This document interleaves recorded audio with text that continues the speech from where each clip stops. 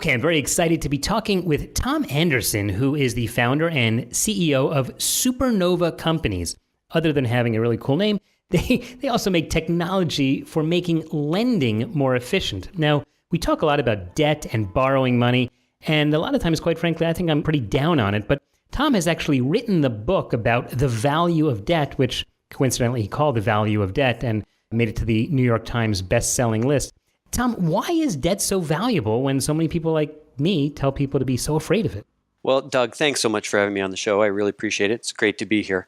It isn't so much that debt in itself is what I'm about. I'm about liquidity, flexibility, and people having the highest probability of success of accomplishing their financial goals. And in many cases, that can include debt because it's a tool that we use throughout our life. Okay, let's break that down because I think that covers everything. Why does debt give you more liquidity? Because it seems for many people when you owe money, you're always afraid, oh my gosh, I don't even have enough money to pay the bills.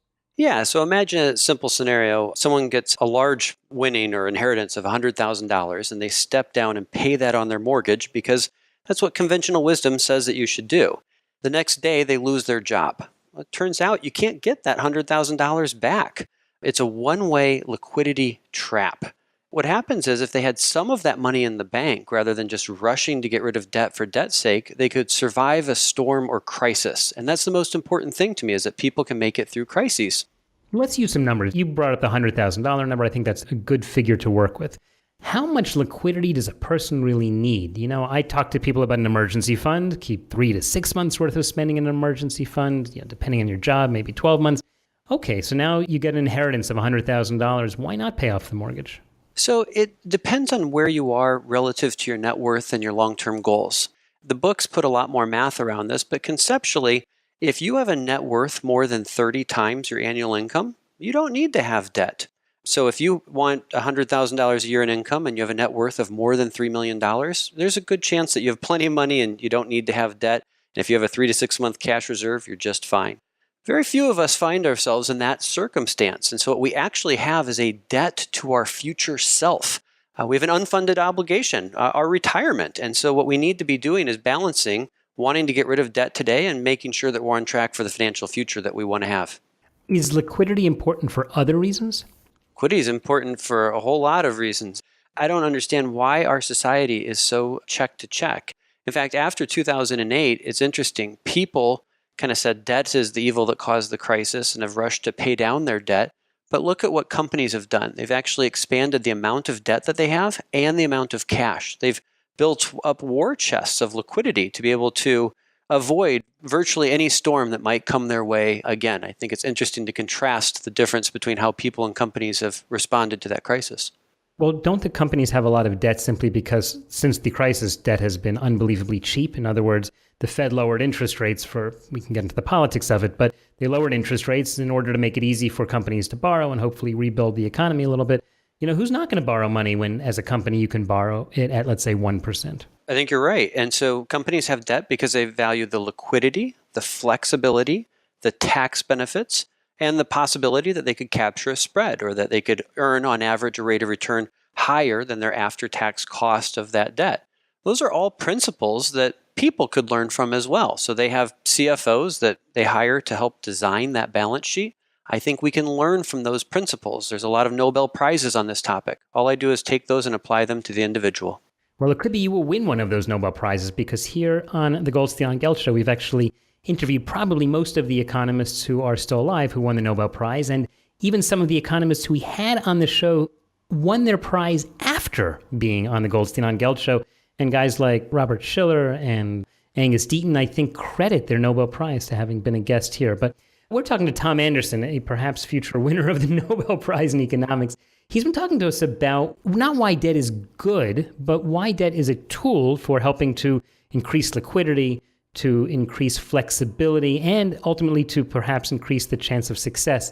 I just want to get down to some semantics because you use both words and I want to know if they mean the same thing to you. You said both liquidity and flexibility. Are these different? They are different. Liquidity, what I'm trying to make sure is that I have enough oil in the engine to be able to take care of any crisis that comes my way. And in many cases, it's not just the crisis that I might face, but maybe I find myself in a position where I'm taking care of my children, I'm helping out my parents. for many people, they're the kind of liquidity source in a time of emergency for the loved ones around them. So I always want people to have more liquidity. Flexibility is simply what things like Apple are doing today. So Apple has billions of dollars of cash and they have billions of dollars of debt. If they don't like that strategy or feel value in it at any point in time, they can pay off their debts. And so when you embrace the ideas in my books, it's not about debt for debt's sake. If you do it the right way, you can always pay off your debt any time that you want to. You're choosing to have it, thinking and acting like a company. It feels a little different when you talk about a company, because one of the things you mentioned a moment ago was that companies can borrow money and then hopefully they can actually make more money on that money than the amount that it's actually costing them to borrow it. Meaning, if Apple issues a bond and is borrowing money at, let's say, 2 or 3%, they believe that on the $1 billion, let's say, that they borrow, they could make more than 2 or 3%. But for normal people, because we're not Apple, we don't get such good terms on a loan. And regular folks might be paying 3, 4, 5, 6% or more. Is there really a way for them to then make so much more money? Because if they were just to pay off the debt, that's like making 6% a year, no? Yeah, it's a great question. So I group debt into different categories, what I call oppressive, working, and enriching debt. Now, oppressive debt is going to be any debt that has a rate north of 10%. Let's say that you have credit card debt at 20%. You have to pay that off right away. That's bad debt. It will never be good for you, and that's not what my ideas are about. So all high interest rate debt automatically needs to be eliminated. Working debt could be an example like a student loan that's at a low rate and it may or may not have tax benefits.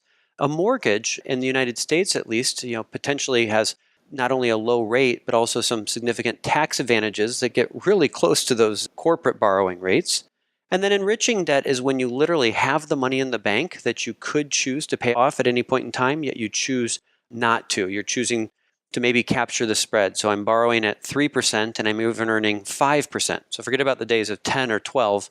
A 2% spread over time, you're surprised how powerful that is when you compound that out. Mm-hmm. On the student loan debt, that's a good example because a lot of people really talk about it quite a bit. It seems that the rates that students are paying are actually somewhat high. In fact, there's both the government debt and the private debt, and kids look like they're paying 4, 5, 6, 7%. You're marking the oppressive debt at 10% or above. Again, I just don't see how someone can feel pretty confident that after tax, he could make more than 5 or 6% confidently that it would be worth having that level of debt or that cost of debt. You're making very valid points, and I don't disagree with them. I'd fine-tune them as follows. So many people are in such a rush to get rid of their student debt, they're doing it at their own peril of liquidity. Many young people end up wanting to move, they face a job change, life challenges, love good things, love bad things, and they simply need money in the bank. And so people a lot of times sign up for life insurance in case something bad happens to them, that a payout goes on to loved ones when they die. Nothing insures you like money in the bank. So of course, I want the rates to be lower, but I think that people need to emphasize that liquidity. Once you have some liquidity, now you're making a strategic choice. And with that strategic choice, I agree with you. If the student debt is at a lower rate and government subsidized and has tax benefits, then maybe you want to keep it. If it's at a higher rate, maybe you want to take steps to eliminate that. In my third book, I actually provide very specific and actionable steps on what should be the deciding factors of, do I keep this debt or eliminate it, and where do I build up my long-term resources? All right. Tom, there's actually a lot to talk about. In fact, I know that in your books, you really cover a number of different issues at different stages in life. I actually have the feeling from this conversation that you and I agree on using debt and the concept of liquidity. In fact, I think that we really do agree on how to do it, but you just have to do it in an intelligent fashion, the same way that a company has a CFO who spends all of his time thinking about these issues. Instead of people just randomly borrowing money and not thinking about it, if they do it in a smart way, I think they actually might be well-served to use debt. But unfortunately, we're not going to be able to get into it much more. In the last few seconds, Tom, can you tell us how can people follow you and follow your work? Absolutely. You can check us out at thevalueofdebt.com, where you can get information on the books, or follow me at It's Tom Anderson on Twitter. And as you said, debt is like red wine or chocolate. A little bit of it the right way could potentially be good. Too much of it's bad. And so you got to have a thoughtful strategy as you move forward. All right, that's a great conclusion. Tom Anderson, thanks so much for taking the time. Thank you. You've been listening to the Goldstein on Gelt Show with money maven Doug Goldstein. Check out all of Doug's money ideas at goldsteinongelt.com. Doug specializes in helping people who live outside the United States handle their U.S. investment accounts. If you have a question that you would like answered on the air or off, contact Doug at his website or send him an email to doug@profile-financial.com.